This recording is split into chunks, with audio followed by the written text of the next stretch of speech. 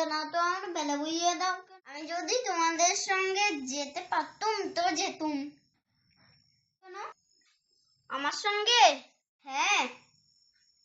তুমি যে কত দূর থেকে হাঁটতে হাঁটতে চলে যাচ্ছ শুনে আমার মন কেমন ধরপড় ধরপড় করছে।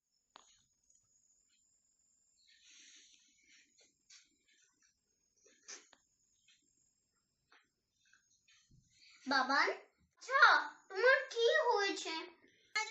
কবিরাজ আমাকে বেরোতে বারণ করেছে, তাই আমি এখানে বসে থাকি। আমি তো কিছু করি নাই, আমি জানি না আমার কি হয়েছে। এইবেলা তুমি কোথা থেকে আসছো? গ্রাম থেকে আসছি। অনেক তোমাদের গ্রাম? অনেক দূরে তোমাদের গ্রাম? আমাদের গ্রাম সেই 5 মোড়া পাহাড়ের তলায় শ্যামলী নদীর ধারে। 5 মোড়া পাহাড়, শ্যামলী নদী, কি জানি। তোমাদের গ্রাম দেখেছি, কবে সে আমার মনেই পড়ে। তুমি দেখেছো কোনোদিন পাহাড় তলায় গেছিলে নাকি? না, আমি কোনোদিনও যাইনি, কিন্তু আমার মনে হয় যেন আমি দেখেছি। বড় বড় গাছের তলায় তোমাদের গ্রাম, একটি লাল রঙের রাস্তার ধারে না? বলছো বাবা, এখানে পাহাড়ের গায়ে সেখানে গরু চড়ে বেড়াচ্ছে। কি আশ্চর্য, ঠিক বলেছো। আমাদের গ্রামে গরু চড়ে বেড়ায় কি? খুব চলে। মেয়েরা সব নদী থেকে জল তুলে কলসি করে নিয়ে যায়, তাদের লাল শাড়ি পরা। বাবা ঠিক কথা। আমাদের সব গোয়ালপাড়ার মেয়েরা জল তুলে নিয়ে যায়, তবে যে তারা সবাই লাল শাড়ি পরে।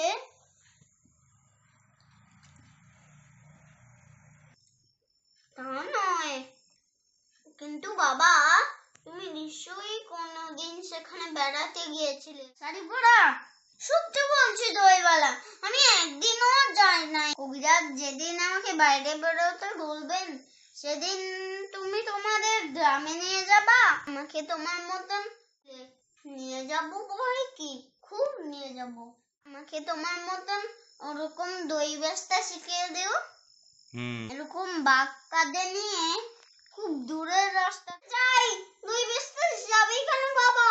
তো এত এত পুঁথি হয়ে তুমি পণ্ডিত হয়ে উঠবে। না না, আমি কখনো পণ্ডিত হব না। তোমাদের রাস্তার ধারে আমাদের বুড়ো বুলেটের তলায় গোয়ালপাড়া থেকে দই নিয়ে এসে দূরে দূরে গ্রামে গ্রামে বেছে বেড়াবো। এরকম করে তুমি বলো দই দই ভালো দই, সুখটা শিখিয়ে দিও। এই সুযোগ কি সেবা সুখ? না না, ও আমার শুনতে খুব ভালো লাগে।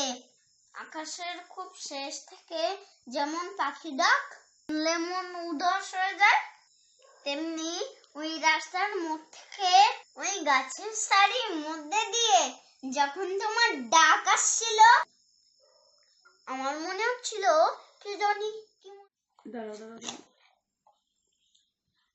ওইটাকে ভাত দই তুমি খাও। বাবা এক ভাত দই তুমি খাও। তো পয়সা নেই। না না, পয়সার কথা বলো না। তুমি আমার দই একটু খেলে আমি কত খুশি হব। দেরি হয়ে গেল। দেরি হয় নাই বাবা, আমার কোনো লোকসান নয় নাই।